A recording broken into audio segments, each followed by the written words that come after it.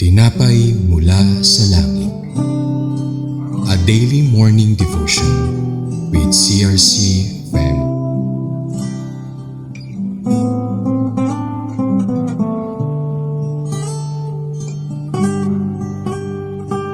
Isang mapagpalang umaga sa bawat isa sa atin. Purihin ang Diyos sa umagang ito sa isa na namang pagkakataon na ibinigay niya sa atin na makabahagi dito sa programang Tinapay mula sa Langit, ang pang-araw-araw nating debosyon sa salita ng Diyos. Ang pagninilayan natin ngayong umaga ay matatagpuan sa Book of Ruth, chapter 1 verses 2 to 5 na pinamagatang Tragedy in Moab. Ngunit sa ating pagpapatuloy, dumako muna tayo sa maikling panalangin. Heavenly Father, in the name of Jesus, and by the power of your Holy Spirit, we thank you for your goodness and faithfulness to every one of us. Bless and guide us as we hear and meditate your word. Open our spiritual ears and help us to listen so that we can understand your word clearly. We humbly ask you, Lord, to plant it in our hearts deeply. Continue to guide us so that we can walk, obey, and live according to your will. Thank you for the revelation and for your presence this morning, Holy Spirit, our great teacher. This is all we pray in Jesus' name. Amen. Basahin po natin ang Aklat ng Ruth, Kabanata 1, mga talatang 2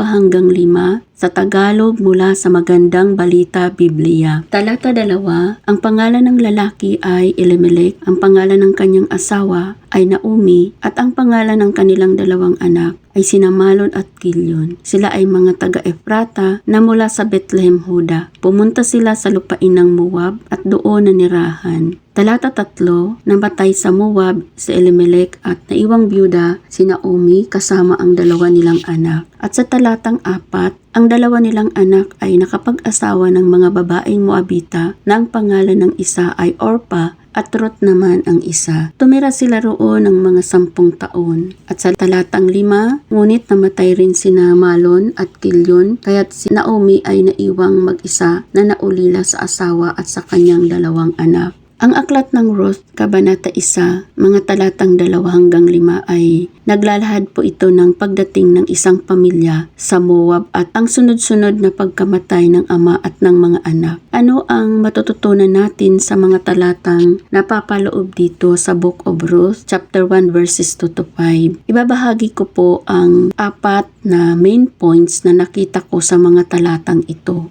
Una, the family of Elimelech. Nabanggit na po sa verse 2 ang kani-kanilang mga pangalan. Ang bawat pangalan nila ay may kaakibat na kahulugan sa wikang Hebreo. Pag-aralan muna natin ang mga ito. Ano ang purpose? The purpose of the Hebrew name is to serve as a person's spiritual identity. Ang pangalan pong Elimelech means my God is king or God is king. Naomi means pleasant, sweet, delightful.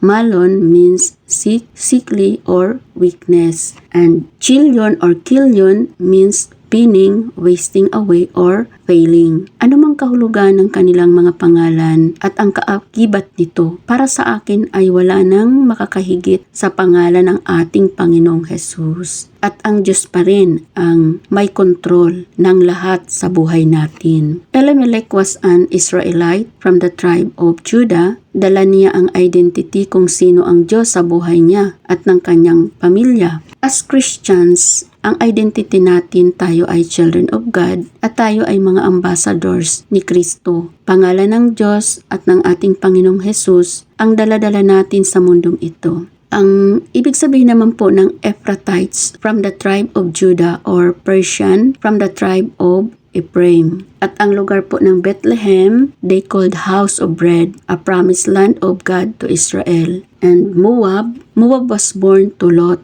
and his oldest daughter after the destruction of Sodom and Gomorrah. Moabites was a descendant of Lot, and the place where they live is called Moab. Sa Genesis po 19 verse 30 to 38. Moab is a foreign land, was a pagan nation with different customs and gods, presenting spiritual rest for an Israelites family. So, mahirap makisalamuha doon sa lugar ng mga Moabites. Pangalawa, na nakita ko po, their life in Moab. Ano po yung naging buhay nila? So pansamantala nga po muna sila doon na titira para maiwasan po nila yung crisis na nangyayari sa Israel, yung tagutom, and para po muna doon sila ay mamuhay sa Moab. Leaving the promised land and moving away from Judah meant leaving the land given by God. So in human's view, pag dumarating ang mga pagsubok at paghihirap as a choice made out of human is to panic rather than faith in God. Ang lumayo at iwasan na lang sa halip na magtiwala sa Diyos. But in biblical view, the Lord teaches us in times of trouble to come and pray before Him with faith and humility and to acknowledge His mighty power and presence. Makita rin natin yan sa 1 Peter chapter 5 verse 7, Jeremiah 33:3 na lumapit tayo sa Lord, manalangin, magtiwala. Pag may mga trials, hardship, trouble, suffering, persecution na dumarating sa ating buhay, kailangan natin magtiwala sa Diyos at sa Kanyang mga pangako. Yan pong tinuturo sa atin ng Bible. At pangatlong point na nakita ko po, tragedy in Moab. So may trahedyang nangyari. Namatay si Elimelech, naiwan kay Naomi, naulila siya, nabalo siya, kanyang asawa. So ang inaakala nilang magiging maganda ang kanilang buhay sa Moab ay trahedya pala ang naghihintay. So ang mawala ng asawa o maging byuda at maging tagapagtaguyod ng pamilya ay mahirap na sitwasyon sa isang ina ng tahanan. Kaya kailangan sa ganitong sitwasyon ay magtiwala at manampalataya sa magagawa ng Diyos. Sa verse 4, nag-asawa po itong si Mahlon and Chilion ng mga Moabites women. Pangalan si Orpah at si Ruth. Sila po ay mga Moabita. So matatawag natin itong intermarriage. Ang intermarriage po was prohibited by God. Nasabi po yan sa Deuteronomy chapter 7 verses 3 and 4. At may bahagi po doon na sinabi ang Diyos, "For they would turn away your sons from following me to serve other gods." Isa po ito sa dahilan. Ang New Testament po applies the Old Testament to spiritual alignment, teaching believers not to be unequally yoked with unbelievers. So nasulat din po yan sa New Testament. 2 Corinthians chapter 6 verse 14. Maliwanag ang sinasabi sa talatang ito, kaya dapat tandaan natin ito, lalo na sa mga nagnanais ng pumasok sa marriage life. Kailangan ang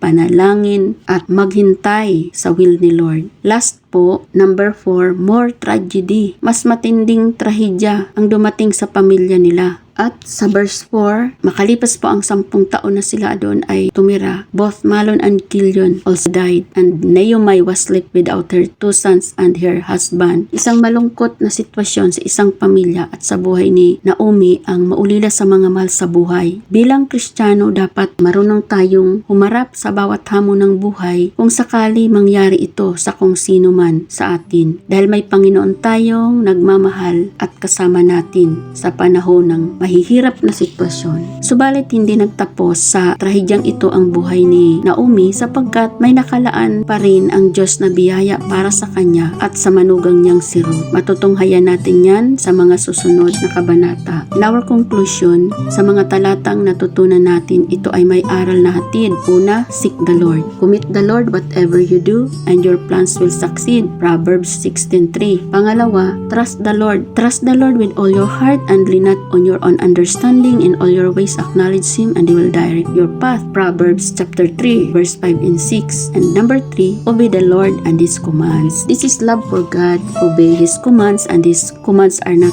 burdensome. 1 John 5:5. So tayo po ay manalangin. Maraming salamat po Panginoon sa pagsama mo sa amin, sa pagninilay namin ang iyong salita sa umagang ito. Patuloy ang iyong biyaya ay dumaloy sa bawat isa at ang kapangyarihan ng iyong salita ay mahayag sa aming mga buhay. At maging patotoo kami sa mga taong wala pa sa pananampalataya upang sila man ay maakay namin sa iyo. Ito ang aming dalangin sa pangalan mo Jesus. Amen. Maraming salamat po sa inyong pakikibahagi sa programang ito. Muli ko po kayong inaanyayahan bukas sa ganito ring oras alas 5:30. Palagi po nating pagnilayan ang salita ng Diyos dahil dito tayo lalago sa ating pananampalataya at lalalim sa akalaman ng ating Panginoon at ito ang ating pagkaing espiritual. Malaya po din natin itong i-share sa iba upang mapagpala din sila. At muli, magandang umaga sa inyong lahat. Ito po ang iyong lingkod, Reverend Maribek Layusa ng CRC Calabanga Lutheran Church. God bless you all and to God be all the glory.